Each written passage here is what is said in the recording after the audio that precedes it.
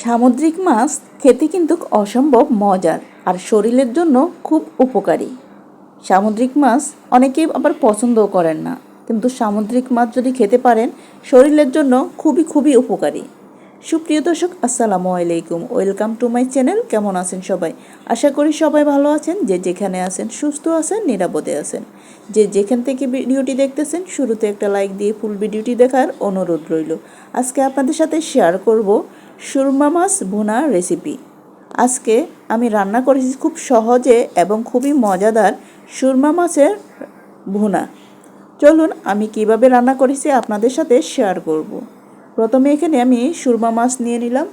আমি 4 পিস সুরমা মাছ নিয়ে নিলাম। সুরমা মাছগুলো ভালোভাবে পরিষ্কার করে ধুয়ে নিব। ধুয়ে আমি লবণ আর হলুদ মেখে নিব। আর এই সুরমা মাছগুলো যখন কাঁচা থাকে অনেকটাই নরম থাকে, আবার যখন রান্না করা হয় তখন কিন্তু একবারে ইলিশ মাছের মতো অনেকটাই শক্ত হয়ে যায়। তো আমি এখানে হলুদ আর লবণ মেখে নিয়েছি। এখন চুলায় চলে যাব। চুলায় আমি কড়াই বসিয়ে দিয়েছি আর রান্না করার রেগুলার তেল দিয়ে আমি ভেজে নিব। সুরমা মাছগুলো ভাজার আগে একদম নরম থাকে, হাতে ধরলে মনে হয় যেন একবারে ছিঁড়ে যাবে এমন পর্যায়ে। পরে যখন আবার রান্না করা হয় বা ভেজে নেওয়া হয় তখন কিন্তু অনেক শক্ত হয়ে যায় আর খেতে কিন্তু একবারে ইলিশ মাছের মতো। এখন আমি দিয়ে দিলাম রান্না করা রেগুলার তেল। তেলটা গরম হয়ে আসলে মাছগুলো এক এক করে আমি দিয়ে দিব। মাছগুলো একবারে কড়াকড়ি ভাজবো না, আমি হালকা ভেজে নিব। এখন আমি মাছগুলো সবগুলো এক এক করে দিয়ে দিব। তেলটা গরম হয়ে আসলে মাছগুলো দিয়ে দিব। আর মাথায় রাখতে হবে মাছ যাতে ভেঙে না যায়, একটু খেয়াল রাখতে হবে। মাছগুলো আমি এখানে দিয়ে দিলাম, দিয়ে আমি অপেক্ষা করব এক পাশ হওয়া পর্যন্ত। আর এইভাবে রান্না করলে সুরমা মাছ খেতে কিন্তু অসম্ভব মজার। অনেকে আবার সুরমা মাছ সামুদ্রিক মাছ হিসেবে কিন্তু পছন্দ করে না, কিন্তু আবার অনেকে খুবই পছন্দ করে। আর সামুদ্রিক মাছগুলো আমরা অনেকেই জানি না শরীরের জন্য কি কি উপকার করে।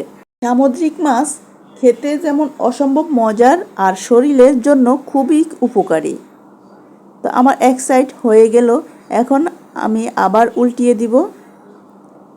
আর একটু খেয়াল রাখতে হবে যাতে ভেঙে না যায়। আমার দেখুন 2 সাইড উল্টিয়ে পাল্টিয়ে আমার ভাজা হয়ে গেল। এখন আমি নামিয়ে নিব। দেখুন কতটা শক্ত। আর এখন যখন আমি ভেজে নিয়েছি একবারে শক্ত হয়ে গেছে, যখন কাঁচা থাকে নরম থাকে। এখন সবগুলো আমি নামিয়ে নেব।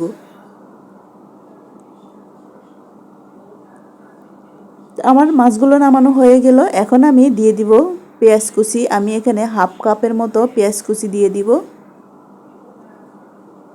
পেঁয়াজ কুচিগুলো ভালোভাবে আমি ভেজে নিব তেলের মধ্যে। পেঁয়াজটা যখন নরম হয়ে আসবে আমি এখানে দিয়ে দিব কিছু মশলা। দিয়ে দিব হাফ টি স্পুনের মতো রসুন বাটা, হাফ টি স্পুনের মতো আদা বাটা। এর মাছের পরিমাণ অনুযায়ী আদা রসুন বাটা ব্যবহার করতে হবে। এখন আমি আদা রসুনটা ভালোভাবে পেঁয়াজের সাথে ভেজে নিব যাতে কাঁচা গন্ধটা চলে যায়।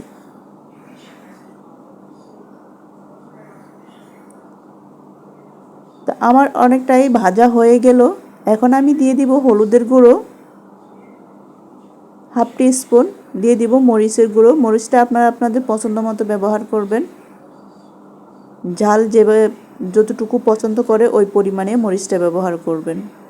এখন আমি ভালোভাবে কষিয়ে নিব। দিয়ে দেব স্বাদ মতো লবণ।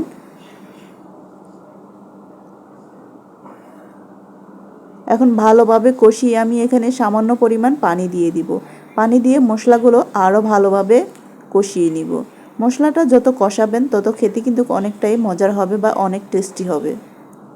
যে কোনো তরকারি মশলা যত কষাবেন কষানোর মধ্যে অনেকটাই টেস্ট বেড়ে যায়। দিয়ে দিলাম হাফ টি স্পুনের থেকে একটু কম জিরের গুঁড়ো।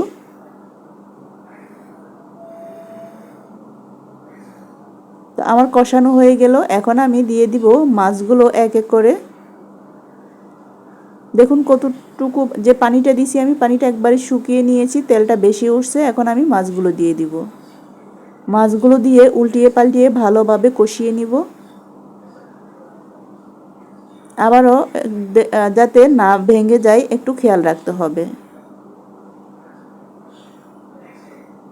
আমি একটা একটা করে দিচ্ছি, আর যে মশলাটা আছে মশলার মধ্যে ভালোভাবে একটু উল্টিয়ে দিব, যাতে দুই সাইডে মশলাটা গায়ের মধ্যে লাগে।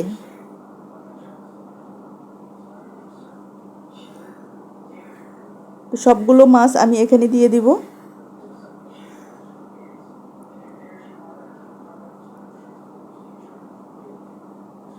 দিয়ে কিছুক্ষণ অপেক্ষা করব, কিছুক্ষণ কষিয়ে নিব আমি।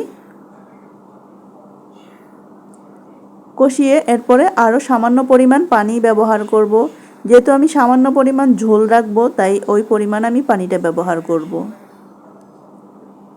তো আমি পানি দিয়ে দিলাম। পানি দেওয়ার পরে এখন আবার ভালোভাবে নেড়ে ছেড়ে রান্না করে নিব।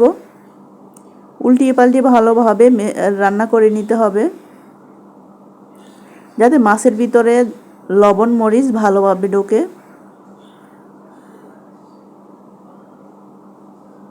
আমার অনেকটাই রান্না হয়ে আসছে,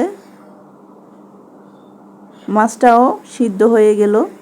দেখুন এখন কতটা শক্ত হয়ে গেল। যখন আমি ভেজে নিয়েছি তখন একবারে নরম ছিল, হাতে ধরা যেত না, এত নরম ছিল মাছগুলো। এই মাছগুলো এমনিতেই নরম থাকে, যখন আবার রান্না করা হয় অনেক শক্ত হয়ে যায়। তো আমার একটু লবণটা একটু কম হয়েছে, টেস্ট করে দেখেছি, এখন আরও একটু লবণ লেগেছে, তাই আমি আরও একটু লবণ দিয়ে দিলাম। এখন আবারও উল্টিয়ে পাল্টিয়ে ভালোভাবে রান্না করে নিব।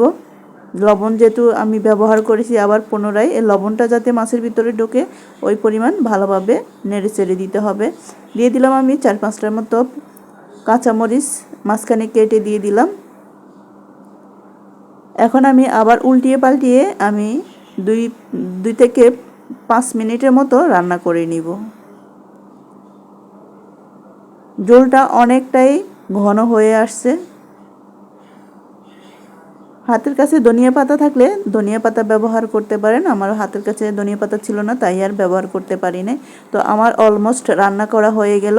এখন আমি নামিয়ে পরিবেশন করব। দেখুন কালারটা কি সুন্দর হয়েছে, আর খেতেও কিন্তু অনেকটাই ইলিশ মাছের মতো খেতে। সেন্ট সব কিছু প্রায় মনে হয় যেন ইলিশ মাছ। তো আমার এই রেসিপিটি আপনাদের কেমন লাগলো, যদি ভালো লেগে থাকে লাইক কমেন্ট শেয়ার করে দিবেন। আর এই মাছটি কে কে পছন্দ করেন কমেন্ট বক্সে জানাতে ভুলবেন না। সবাই ভালো থাকবেন, সুস্থ থাকবেন। আবার দেখা হবে যে কোনো ভিডিওতে যে কোনো রেসিপি নিয়ে। আর আমার ভিডিওটি যদি ভালো লেগে থাকে কমেন্ট বক্সে জানিয়ে যাবেন কেমন হয়েছে। সবাই ভালো থাকবেন। আল্লাহ হাফেজ। আসসালামু আলাইকুম।